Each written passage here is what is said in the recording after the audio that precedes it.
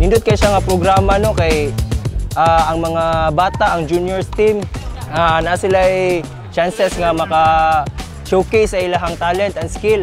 Nindot kay siya kay maka-foster siya og camaraderie sa mga tennis clubs no, sa mga ubang tennis clubs nga adto sila sa laing tennis club nga mo-host sa ato ang game schedule. So nindot kay siya kay makaila-ila ang tanang mga club members, ang mga officiating officials, ma-prepare nila ilang court, ma-showcase nila ang kanindot sa ilang mga courts nila.